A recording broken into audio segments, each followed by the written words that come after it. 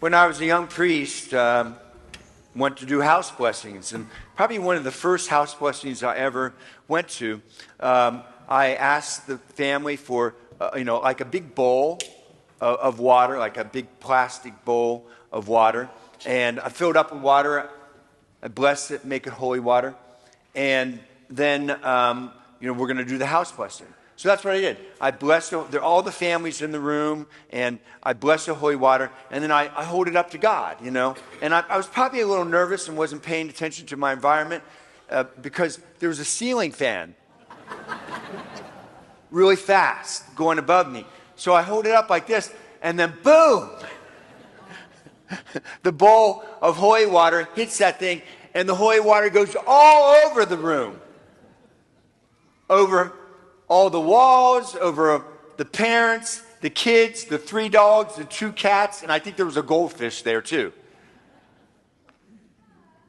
We're just standing there dumbfounded after this happened. And the father speaks up. He says, "Well, Father, I think you blessed the house sufficiently." I thought about that, because what it reminds me of is that even as a priest, I don't have to have everything perfectly put together. And in fact, because my life is not all together, it often reminds me of my need for God.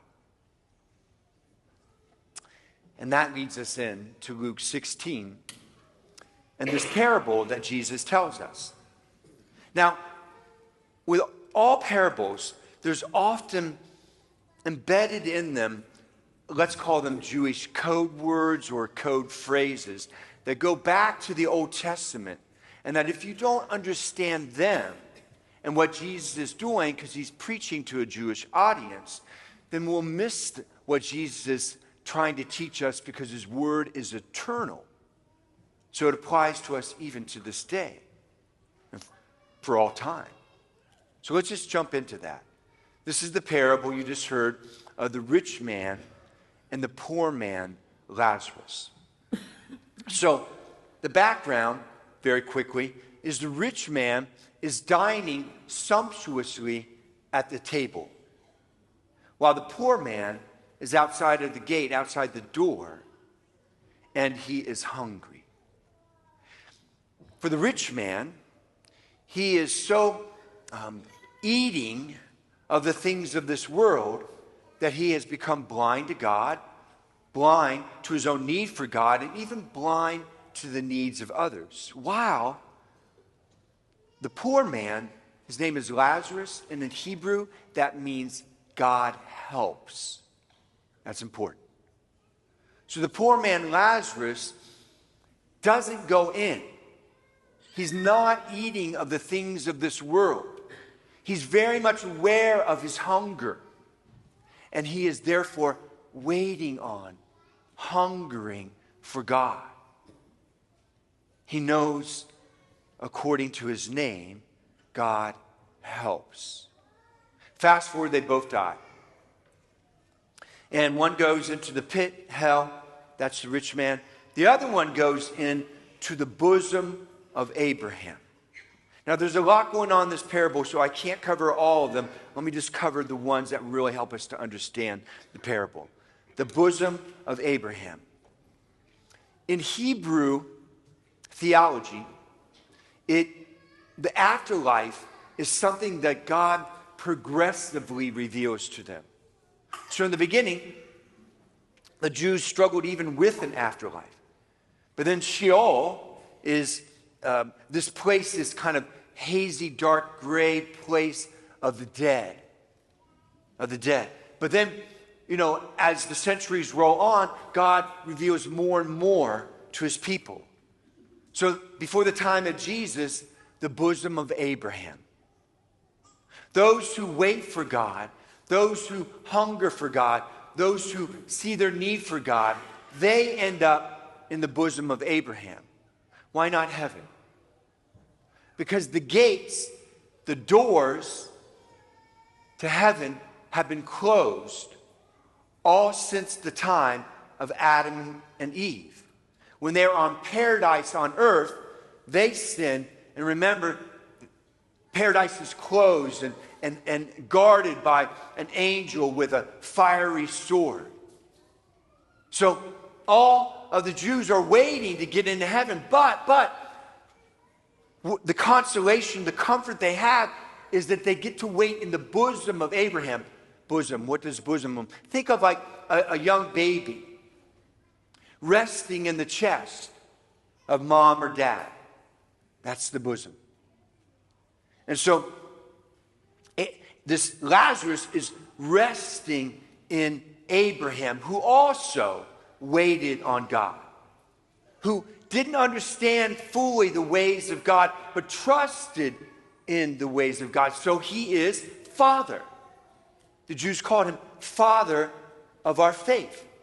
And so Lazarus is resting in the Father of faith.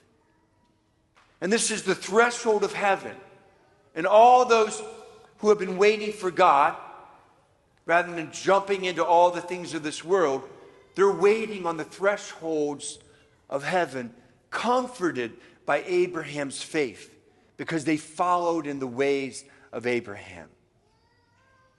Now, this is important for you and I, even here and now, to pay attention to. Because we are called to be Lazarus.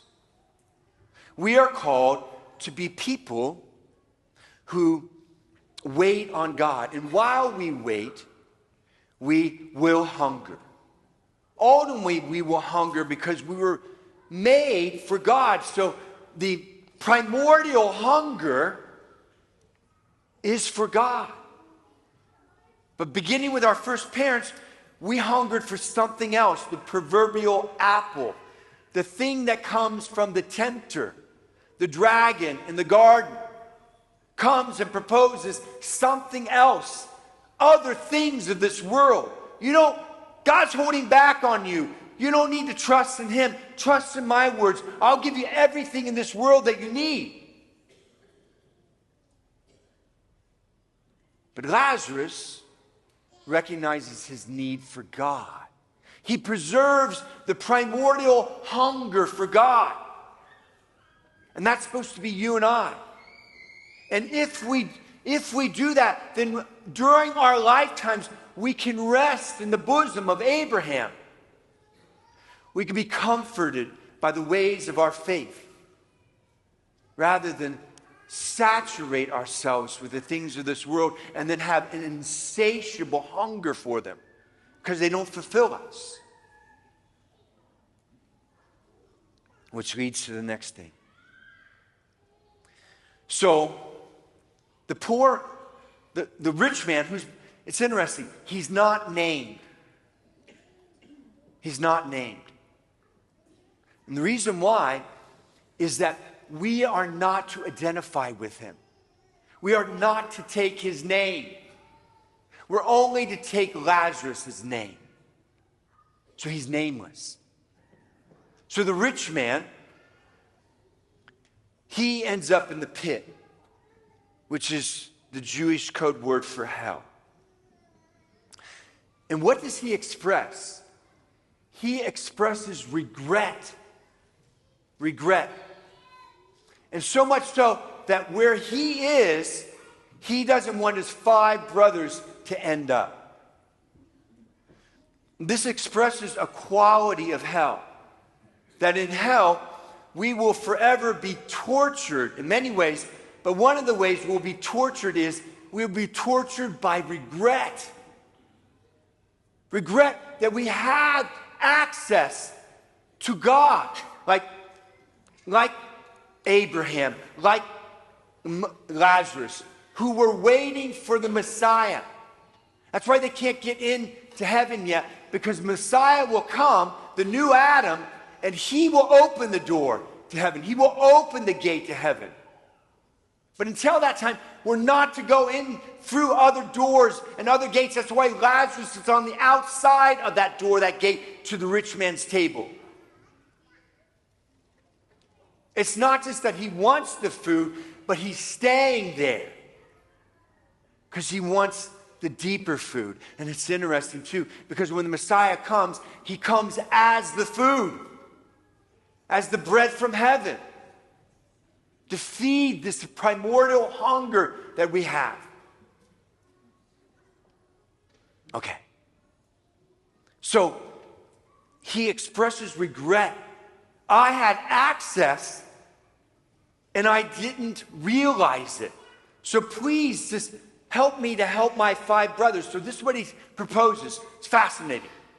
He proposes that Abraham sends Lazarus back to his 5 brothers to warn them so they will change their ways. And this is what Abraham has to say. If they will not listen to Moses and the prophets, then neither will they even listen, pay attention, if someone were to rise from the dead. So let's break that down. Moses is code word for the law. The first 5 books of the Old Testament of the Jewish covenant is the Pentateuch.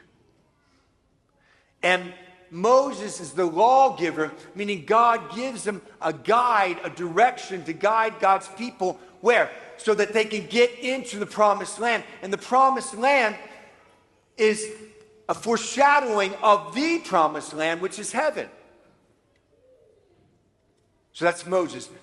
The prophets who are scattered throughout the rest of the Old Testament, they're the ones who, whenever we do go, not if, but when we do go wayward, the prophets lead us back to the covenant.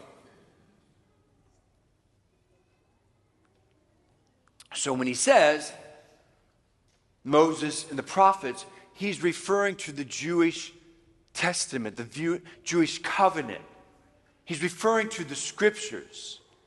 If they will not listen to the scriptures, which is about always reminding us that our home is heaven, and when we get wayward, prophets we listen to who get us back on that road. If they won't live that life, then even if someone should rise from the dead, they will not listen.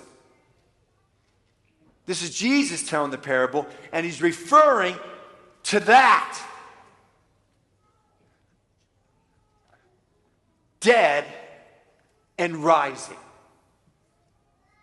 We're the church of the resurrection. And there are some Christians who, even though they know Jesus has risen from the dead, are not paying attention. And here's a big reason why. Because they're not in the scriptures. And not just the Jewish Testament, but the New Testament. The entirety of the scriptures. Yes, Jesus is here, risen. Yes, we have access to him in the Eucharist. But that's the liturgy of the Eucharist.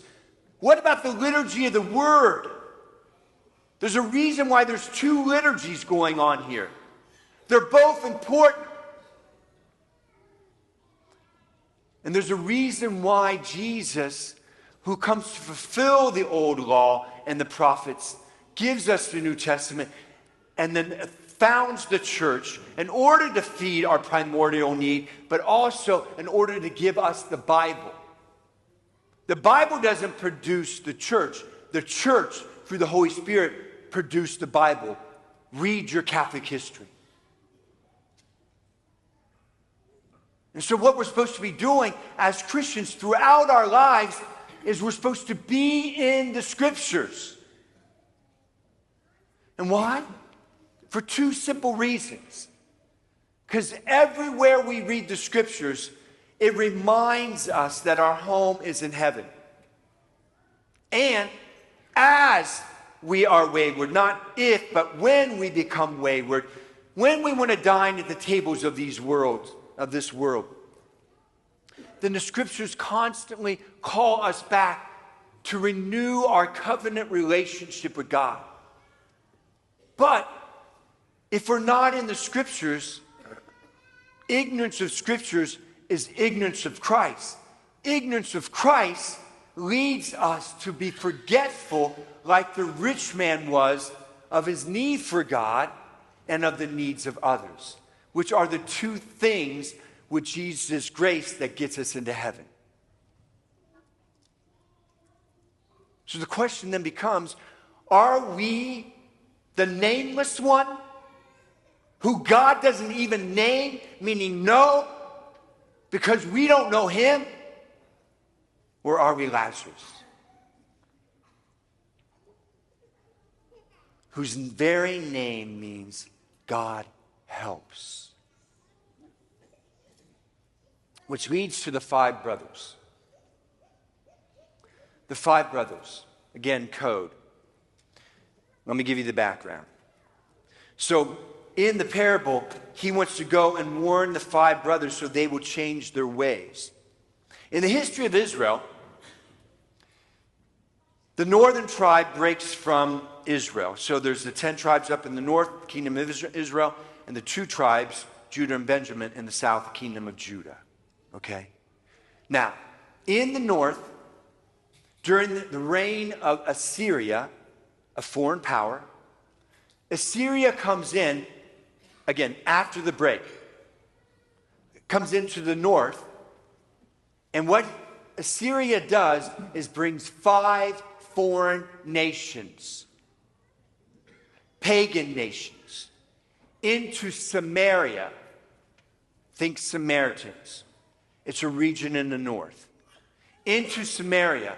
And with those 5, and this is the intention of the emperor, of this foreign king, this foreign invader, this foreign power. The intention was bring 5 other nations in, and we will dilute the faith of the Israelites. We will introduce new tables for them to dine at, new altars with new idols, false gods for them to worship. And then they therefore will follow in our ways, no longer the way of Yahweh, of Moses and the prophets.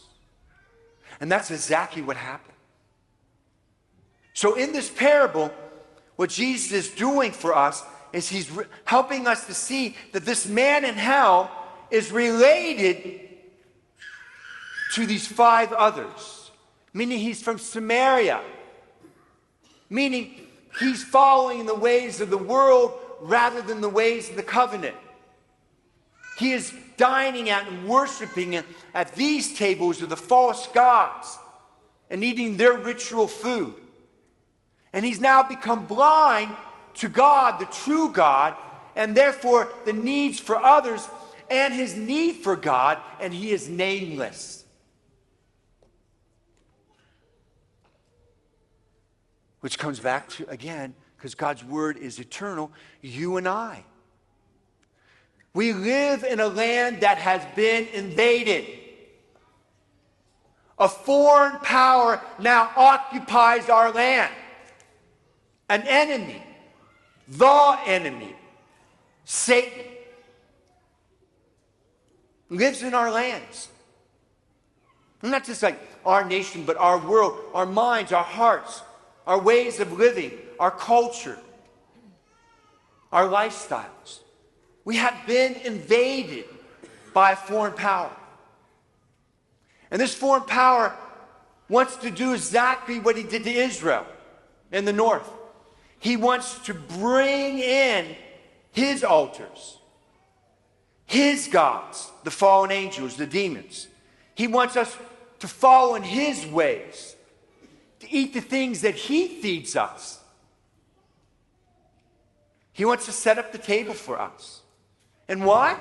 So we become blind to God, and blind to our need for God, and blind to the needs of others who are poor in many ways, including the most terrible poverty, a poverty of God. And we end up feeding them with all the stuff that we have rather than the stuff that we were given through the covenant, which is God.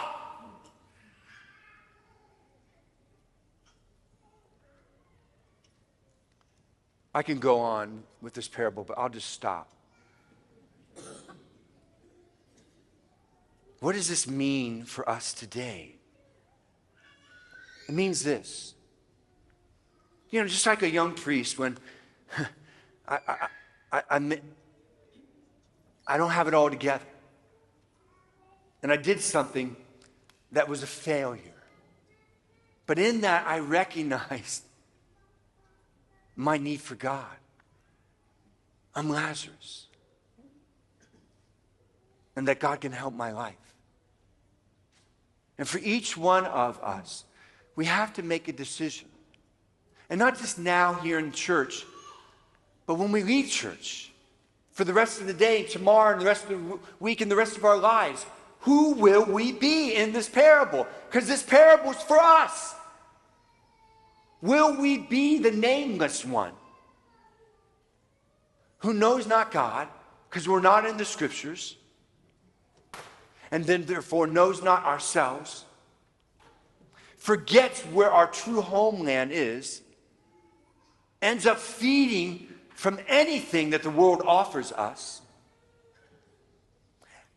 and thereby numbing our hunger, our awareness of our primordial hunger for God by eating everything else, which then produces an insatiable appetite.